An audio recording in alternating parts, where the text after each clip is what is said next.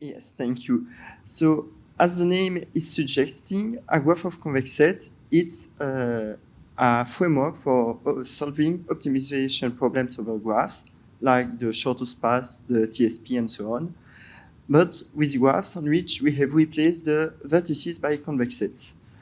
There are a lot of applications for this. So, for example, let's think about a quadrature that has to go from one island to another, but the straight line is too long to do it in one flight, so the quadrature has to land on some islands before going to the last island to recharge.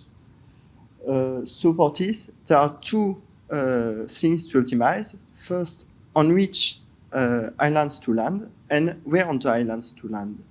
And the second part is continuous optimization, while the first one is combinatorial optimization. A second example is a robot that is doing an obstacle course.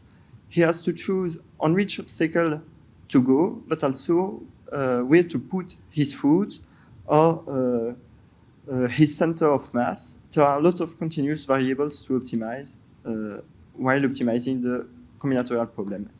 And our last application is motion planning around obstacles. You may think to a human that has to find its path in a maze, or a quadrature that has to find its path in a city, or things like that. What's common to all of these problems is that you are solving an optimization problem over a graph, but you have also continuous variables to optimize. So here, for example, you have convex sets, and you have to find the shortest path between the first set and the last one, while taking points that lie inside the convex sets. And you have convex programs on each vertex, but also constraints on the edges that are combining the vertices of the two programs. This can be modeled as an optimization problem on which you have to choose a subgraph, like a path from the first node to the last one. And for the chosen vertices and edges, you have to put the variables inside the convex sets. But those constraints are only on the chosen vertices and edges. Maybe I'll take this. There are two assumptions to make the thing easier. First one, we have bounded sets, and the second one, we have linear objectives.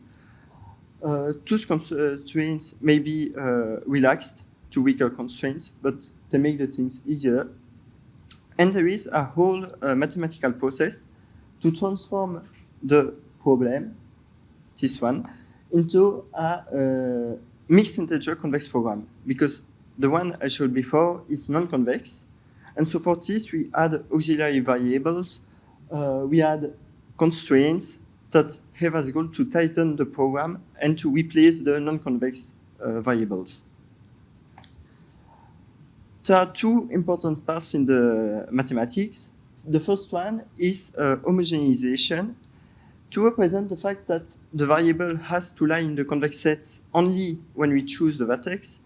We add an additional dimension, and we say that the product of the binary variable with the variable has to lie in the homogenized set. So here, as an example, we have a one-dimensional set that you homogenize in a two-dimensional set. That's the cone. And when the binary variable is 1, you have to lie in the set. When the binary variable is 0, you don't have any constraints. The second part is the addition of constraints that have as goal to tighten the program. And so based on constraints on the integer program, describing, for example, the shortest path of the TSP, you may add constraints on the non-convex program. And very quickly, you obtain a program that is exactly equivalent to the original one, but that is convex. And so you don't have any more the problems of non-convexity, and you may use solvers like branch and bound to solve it. For our package, GraphsOfConvexSets, we make it very easy for the user as he has not to understand all the mathematics. All the process is done for him. So you create a GraphsOfConvexSets. That's a combination of a graph model and a JuMP model. And then you create the variables, the vertices. On each vertex, you may add a convex program by adding the variables. There are two ways to do that. The first one is adding the variables vertex by vertex, like here. For each vertex, you mention on which vertex you want to add the variables, and you create the variables. Or to do all the vertices at once. And so then you say, I want to create variables on the 5 first vertices and 2 variables per vertex. And then you may add the constraints.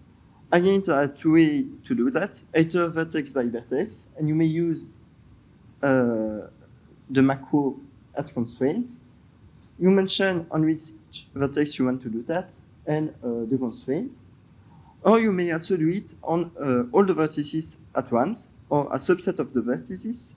But in that case, you have to create an auxiliary function that is creating the constraint, and then you add the constraint by broadcasting on all the vertices.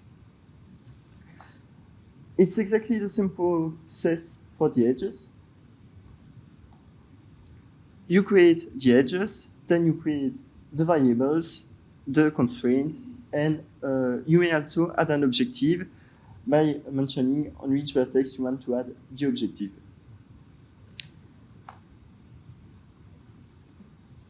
Once this is done, you may find the solution to your problem. So for example, if you want to find the shortest path, you call the function shortest path, and all the transformation are done in a hidden layer to make the things easier. And there are two variables to extract at the end of the process. There is the optimal graph. So for example, here, if you want to find the shortest path on this graph, you will find 2 3 vertices. And there is also the optimal continuous variables on 2 vertices that are the weight points. And so for this, you may call the standard function of the JuMP library or the new attribute to the model that corresponds to the optimal subgraph. If you want to know more about GraphsOfConvexSets, you may find all mathematics in the article of Tobia Marcucci, and there is also the code in the corresponding package. Thank you for your attention.